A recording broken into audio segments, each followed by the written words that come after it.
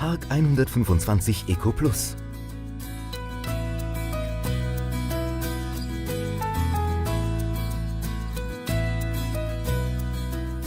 Auch der besonders elegant wirkende HARC 125 Eco Plus verfügt über die Eco Plus Feuerungstechnik. Die Front des Kaminofens ist in dezenttem schwarzem Glas gehalten.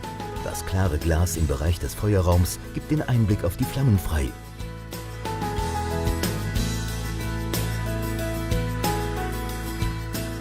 Der Türmechanismus, der die Feuerraumtür beim Schließen automatisch verriegelt, sorgt für größtmögliche Sicherheit.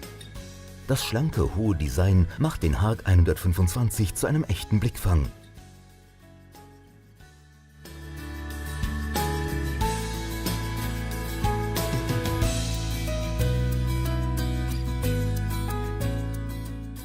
Besonderen Bedienkomfort verspricht die 3-in-1-Regelung aus dem Hause HARC.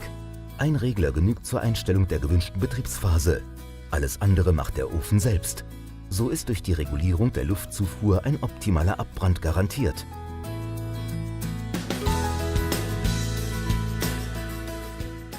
Der Feuerraum mit seiner abgerundeten Form hat unten eine tiefe Gussmulde mit einem Rüttelrost.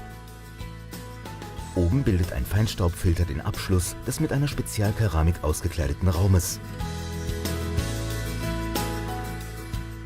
Der HARC 125 Eco Plus begeistert mit einer echten Neuerung. Der Behälter für die Asche schließt mit einem Deckel und kann so besonders leicht und sauber transportiert bzw. entleert werden.